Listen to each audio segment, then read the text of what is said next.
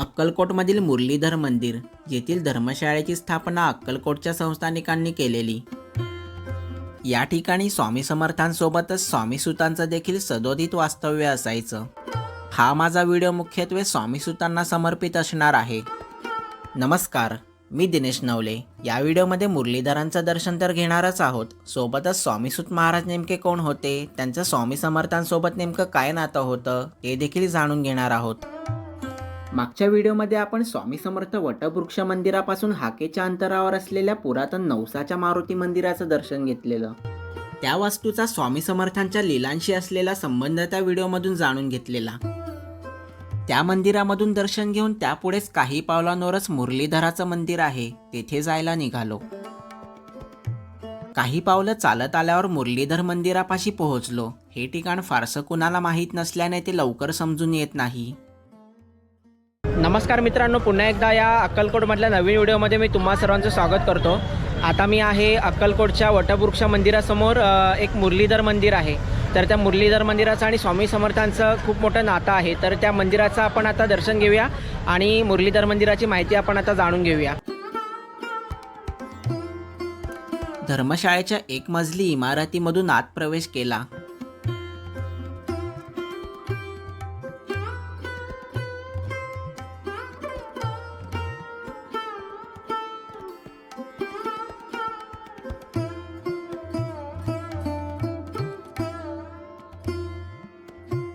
धर्मशाळेच्या वास्तूमध्ये प्रवेश केल्यावर मधोमध तुळशी वृंदावन आहे.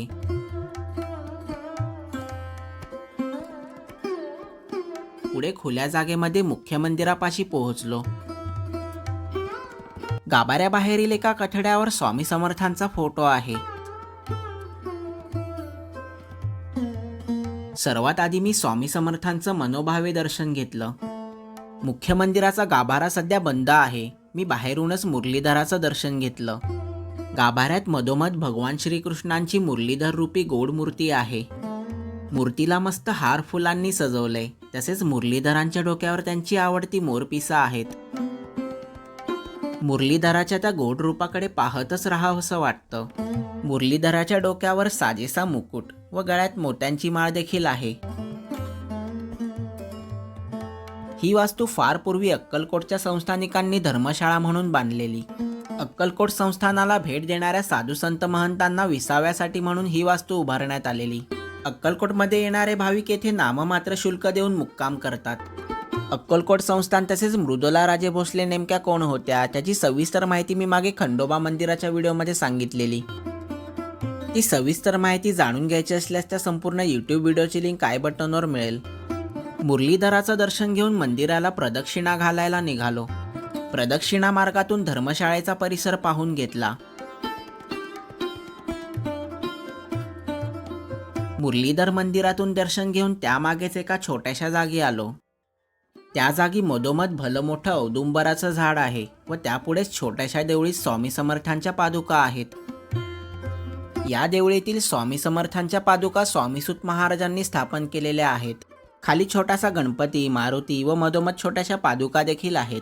वरील भिंतीवर स्वामीसुत महाराजांच्या त्यांच्या मुंबईतील भक्त मंडळींकडून त्यांची तसबीर लावलेली आहे. स्वामीसुत महाराज अर्थात हरिभाऊ तावडे हे मूळचे मुंबईचे, उच्च शिक्षित व मुंबई महापालिकेत ते नोकरीला होते. स्वामी समर्थांच्या कृपेने त्यांना महाराजांनी त्यांचा सूत म्हणजेच मुलगा केलं व तेव्हापासून त्यांनी सर्व भौतिक सुखवस्तूंचा त्याग करून उरलेलं आपलं आयुष्य स्वामी सेवेत व्यतीत केलं. या वास्तूमध्ये स्वामी समर्थ महाराजांसोबतच स्वामीसुत महाराजांचं देखील वास्तव्य असायचं. स्वामीसुत महाराजांना स्वामी समर्थांचे बरेच अभंग याच मुरलीधर मंदिरात बसून स्फुरले होते. त्यांचं कीर्तन ऐकण्यासाठी अक्कलकोटमधील मंडळी येथे जमत व स्वामीसुतांच्या वाणीत तल्लीन होऊन जात. बराच वेळ ते येथे स्वामींचे अभंग गात, तसेच हातात चिपळ्या व तंबोरा धरून कीर्तन देखील करत असत.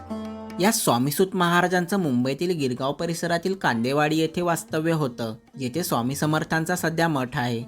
भविष्यात जेव्हा केव्हा मी त्या मठात दर्शनाला जाईल तेव्हा स्वामीसुत महाराजांची आणखी काही विस्तृत माहिती तुम्हाला सांगेल. स्वामीसुत महाराज अक्कलकोटला असताना सकाळी स्वामी समर्थांचं दर्शन घेऊन याच ठिकाणी औदुंबराच्या झाडाखाली दिवसभर ध्यान लावून भान हरपून बसत.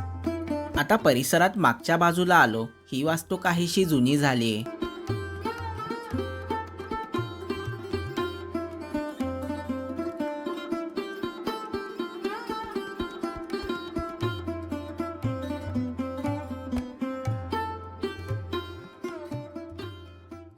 तर मित्रांनो, या भागात आपण या मुरलीधर मंदिराचं दर्शन घेतलं आणि त्या मंदिराचा इतिहास आणि माहितीसुद्धा जाणून घेतली. तर तुम्हाला हा व्हिडिओ कसा वाटला ते खाली कमेंट करून नक्की सांगा.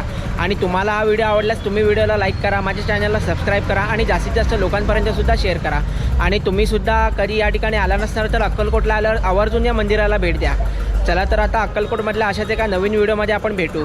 पुढचा व्हिडिओ खूप धमाल आणि इंटरेस्टिंग असणार आहे. स्वामी समर्थ अन्नछत्र परिसरातील सर्व ठिकाणं त्या व्हिडिओमध्ये तुम्हाला पाहता येतील.